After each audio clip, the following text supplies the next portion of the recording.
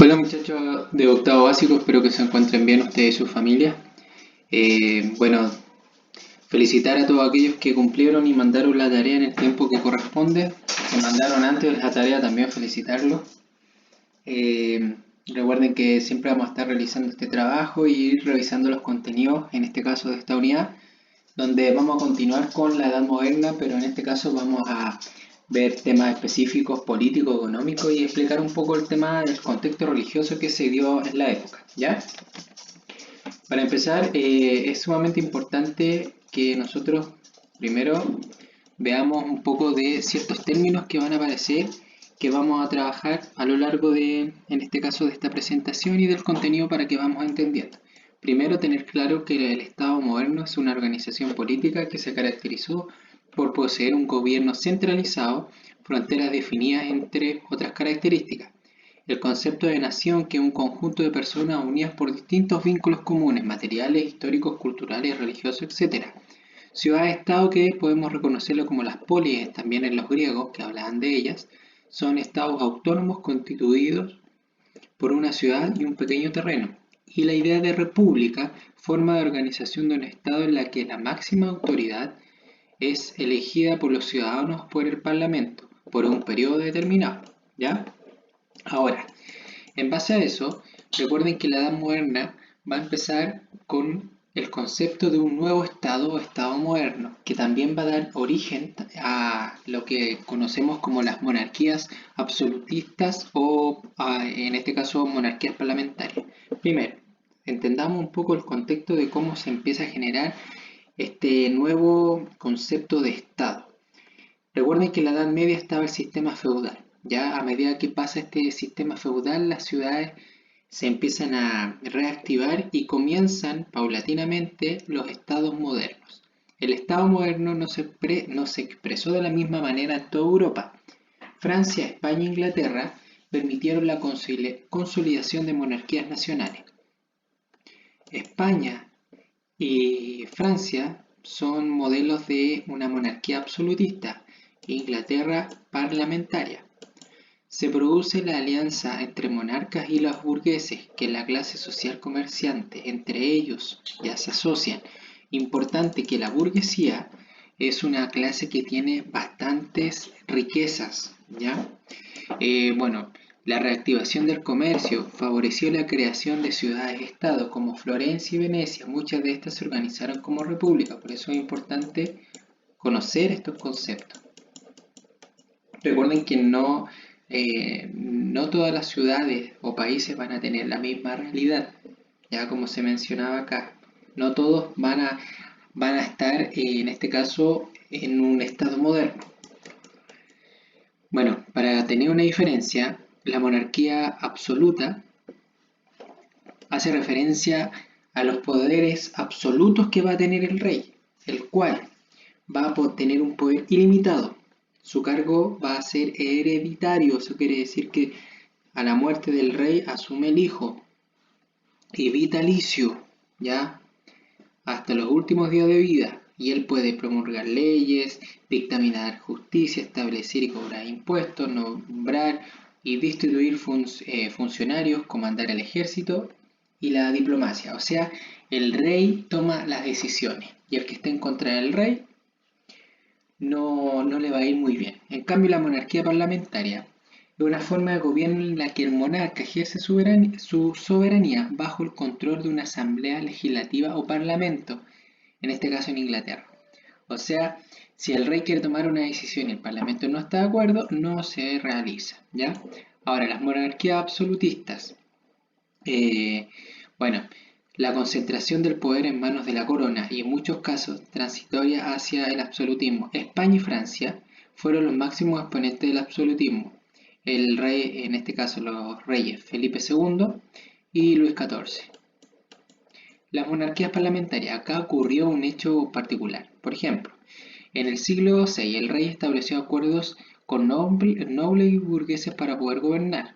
Se determinó así la admisión de burgos y condados en el Parlamento. Sin embargo, en 1603 subió al trono Jacobo I, primer rey de la dinastía Estuardo, que se caracterizó por mantener control absoluto de su gobierno, o sea, quería entrar en este caso del absolutismo, pero obviamente la gente, los que estaban en este otro sistema, no les pareció y comenzaron las famosas guerras civiles, porque no estaban contentos con su sistema, porque ellos querían un sistema monárquico parlamentario.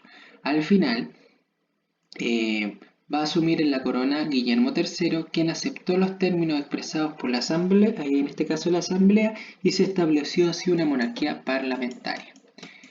Ahora, las transformaciones económicas y religiosas. Recuerden, no tan solo político, sino también económico, religioso. El mercantilismo es la acumulación de metales preciosos. ¿Quiénes van a ser los principales exponentes de este sistema? Son aquellos estados absolutistas. Por ejemplo, España. Por eso España tiene tanto interés en conquistar en la época el continente americano. No tan solo España, sino que también los ingleses, los portugueses y distintos países que empiezan a rondar las costas de América. También va a haber una ruptura en el tema religioso. Un Estado, una monarquía, no tan solo va a tener un control político, económico y social, sino también religioso, y el apoyo del Papa ante los monarcas es fundamental. Por ejemplo, si se decía en la época que el rey había sido designado por voluntad de Dios, y eso era avalado por el Papa. Después con el tiempo empezaron a haber críticas porque uno no podía cuestionar en este caso a un rey, menos a un rey absolutista porque era cuestionar a Dios.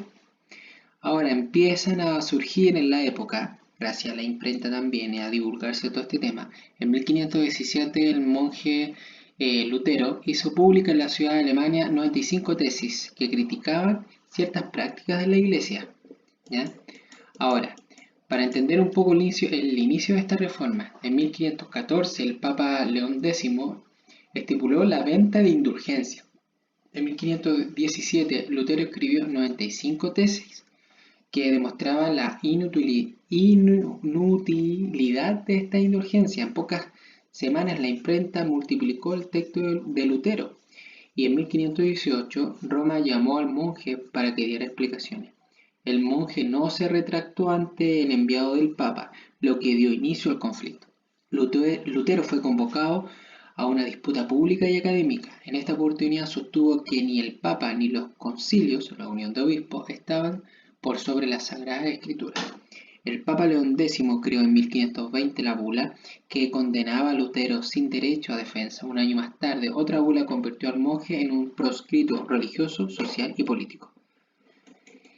Pero, ¿qué son las indulgencias? En la doctrina católica es la remisión ante Dios de la pena temporal que corresponde a los pecados ya perdonados por mediación de la Iglesia. En 1514 se estableció su venta con el objetivo de financiar la construcción de la Basílica de San Pedro. En sencillas palabras, si tú comprabas estas indulgencias, al momento de llegar al purgatorio podías estar un tiempo menor en el purgatorio, jugando obviamente con las creencias de los fieles, porque al final, para llegar al cielo, el cielo era de los santos, entonces al final tampoco te garantizaba llegar al cielo. Y la bula, documento emitido por el Papa en el que se refiere a asuntos administrativos, religiosos y judiciales. Y créanme que la gran mayoría compraba estas famosas indulgencias. Difusión de la idea reformista. Como les había mencionado, la imprenta hizo lo suyo y Lutero empezó a ser muy conocido y también otros empezaron a seguir estas ideas de Lutero. Y vamos a tener a Juan Calvino, el cual también empieza esta doctrina protestante y defendió la libre lectura de la Biblia, la negación del culto a los santos y la Virgen. Además rechazó la autoridad del Papa. Sin embargo, en otro aspecto fue más radical, defendió la idea de la predestinación, justificó actividades lucrativas y separó la Iglesia del Estado. ¿Ya? Las ideas de Calvino tuvieron éxito en Francia, donde sus adeptos fueron llamados hugonotes. En 1527, acá vamos a tener, podríamos decir, bien llamativo este rey séptimo porque solicitó al Papa la anulación de su matrimonio con Catalina de Aragón. El Papa rechazó su petición, razón por la cual Enrique decidió construir su propia iglesia nacional que le permitiera además apropiarse de las riquezas eclesiásticas y afianzar su poder. En la actualidad es conocida como la Iglesia Anglicana. Acá tenemos una frase de Calvino: un perro ladra cuando su amo es atacado. Yo sería un cobarde si es atacada la verdad de Dios y permanezco en silencio. Juan Calvino. Y acá tenemos a Enrique VIII y la religión anglicana, el que se quería separar de Catalina de Aragón porque se había enamorado de otra muchachita por ahí. La contrarreforma y la reforma al interior de la Iglesia Católica. La Iglesia algo tenía que hacer y se hace en este caso en la ciudad de Trento, el Concilio de Trento, donde se reafirma la fe católica, la supremacía del Papa y la jerarquía eclesiástica. La Iglesia mantuvo sus 7 sacramentos, el culto a los santos y la Virgen. La creencia se fundamenta en las Sagradas Escrituras interpretadas por la Iglesia. Eliminó la venta de indulgencias y creó nuevas congregaciones como la Compañía de Jesús.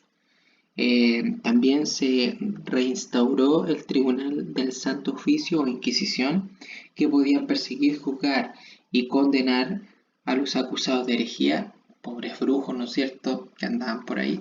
Las personas juzgadas con ese tribunal eran interrogadas mediante torturas y si se les consideraban culpables eran ejecutados.